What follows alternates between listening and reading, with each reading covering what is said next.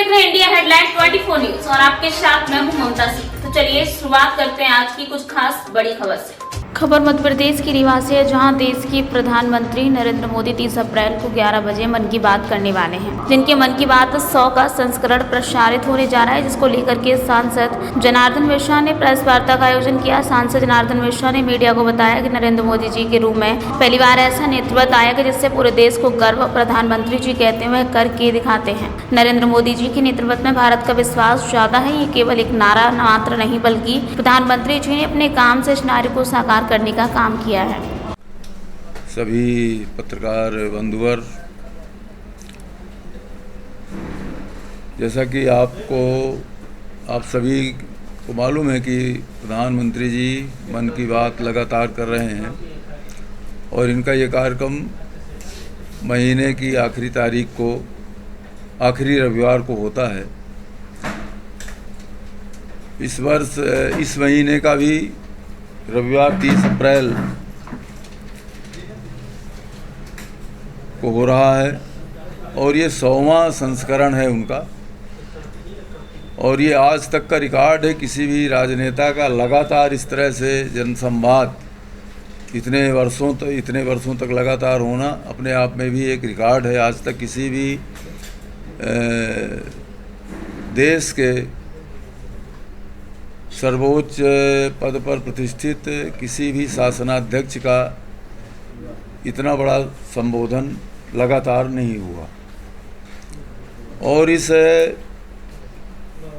कार्यक्रम में केवल ये संबोधन से ही नहीं, इसको पूरे देश में लगभग 100 करोड़ लोग इसको जानते हैं। इस संस्करण के बारे में इनको अच्छी तरह से मालूम है। 100 करोड़ लोगों ने लगभग सुना है। और इस मन की बात के में वो कोई राजनीति की बात नहीं करते, समाज से जुड़े हुए मुद्दों को उठाते हैं और समाज के लिए जो कोई व्यक्ति, समूह या संस्था एक अनोखा प्रयास करते हैं, उनका उल्लेख वो हमेशा अपने मन की बात के कार्यक्रम में करते हैं। और इसकी वजह से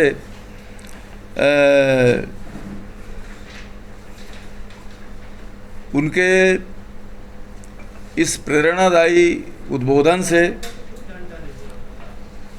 खिलौना उद्योग में बार बार उन्होंने खिलौना उद्योग का कई संस्करणों में उल्लेख किया और इस वजह से 95% खिलौना उद्योग अब घरेलू उत्पादन में परिवर्तित हो गया है। इसी तरह से पर्यटन के क्षेत्र में जिन लोगों ने काम किया, जहां जिस तरह की संभावनाएं दिखी, उसका भी उल्लेख उन्होंने किया। इस वजह से पर्यटन के क्षेत्र में भी मन की बात के कार्यक्रम की वजह से बढ़ावा मिला। 300-400 स्टेशनों से वंदे भारत चलाया जाना, उसमें रीवा भी जुड़ा हुआ है बहुत पहले से ही, जब से नोटिफिकेशन हुआ है। अभी तो रीवा का जो रेलवे स्टेशन है उसके स्ट्रक्चर का निर्माण हो रहा है और मैं समझता हूँ कि रीवा से भी वंदे भारत चलेगी। मतलब रेलवे वालों का ऐसा कहना था कि रैक नहीं है और उसके 24 घंटे बाद ही केरल से चल गई। नहीं, रैक तो अलॉट होते हैं ना हर जगह के लिए, तो केरल के लिए पहले से अलॉट रहा होगा तो वहाँ मिल गई होगी। अभी रीवा का तो भी विकास हो रहा है। मैं समझता हूँ जुलाई अगस्त तक में पूरा स्ट्रक्चर एक बन जाएगा। अभी आपने देखा होगा कि एसी मेंटेनेंस कोच भी, एसी मेंटेनेंस सेट नहीं बन पाया है। 24 से पहले की चलने की उम्मीद है क्या? 24 अब उम्मीद पर ही तो दुनिया टिकी है, हम भी उम्मीद पर ही हैं। पूर्व मुख्यमंत्री दिग्विजय सिंह ने खुद को बीजेपी के लिए कोरोना बताया। अब वो अपने को कोरोना कहें, क्या कहते हैं भगवान जाने। वो अब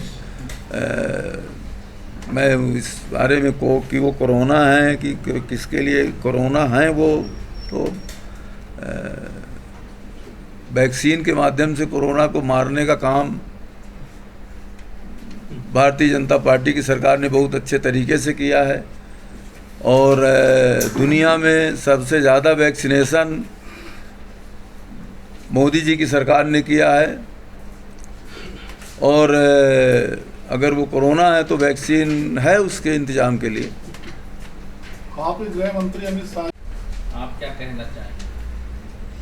प्रधानमंत्री जी को जहरीला सांप कहा है तो खैर उनकी भाषा में ही है, तो मौत को सौदागर से लेकर के किन किन शब्दों का उपयोग किया है और अदालतों ने किस तरह से उनको नसीहत भी दी है, चाहे वो पूर्व अध्यक्ष हों, वर्तमान अध्यक्ष भी इस तरह की अगर भाषा का उपयोग कर रहे हैं तो निश्चित रूप से भाषा का संयम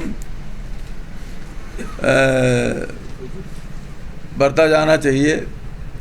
और मैं समझता हूँ कि अब शब्दकोशों में जितने भी घृणित शब्द हैं वो सब समाप्त हो चुके हैं, चाहे वो अंग्रेजी के शब्दकोश हो चाहे हिंदी के शब्दकोश हो।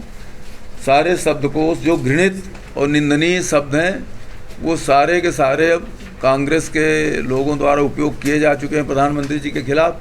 अब शब्दकोश में नए शब्दों का सृजन करें, ढूंढें, किसी दूसरी भाषा में और कोई भी गाली गलौज हो तो उसका भी उपयोग वो करें, उसके लिए उनको छूट है। कभी कभी कोर्ट में ज़रूर अगर संज्ञान ले लिया जाता है तो फिर सज़ा भी होती है, उसको एक राजनीतिक परिदृश्य में एक राजनीतिक स्टंट के रूप में उसका भी सदुपयोग करने का काम कांग्रेस के लोग करते हैं। मैं तो केवल इतना ही आग्रह करूंगा कि वो बहुत सीनियर नेता हैं और अंग्रेजी के, हिंदी के, कन्नड़ भाषा में बहुत ही ऐसे शब्द हैं जिन शब्दों का उपयोग करके आलोचना की जा सकती है।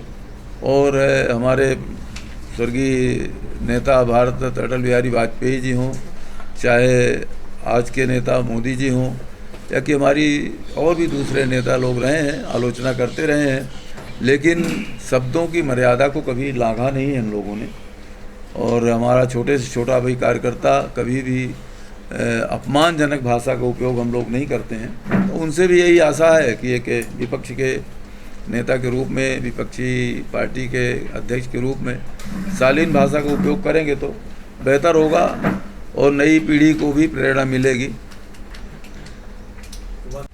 आप क्या कहना चाहेंगे?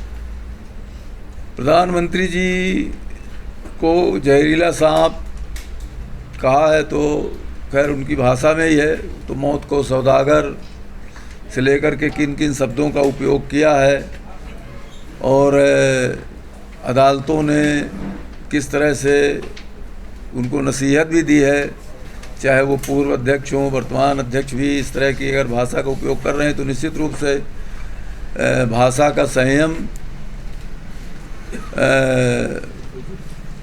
बरता जाना चाहिए। और मैं समझता हूँ कि अब शब्दकोशों में जितने भी घृणित शब्द हैं वो सब समाप्त हो चुके हैं, चाहे वो अंग्रेजी के शब्दकोश हो चाहे हिंदी के शब्दकोश हो। सारे शब्दकोश जो घृणित और निंदनीय शब्द हैं वो सारे के सारे अब कांग्रेस के लोगों द्वारा उपयोग किए जा चुके हैं प्रधानमंत्री जी के खिलाफ।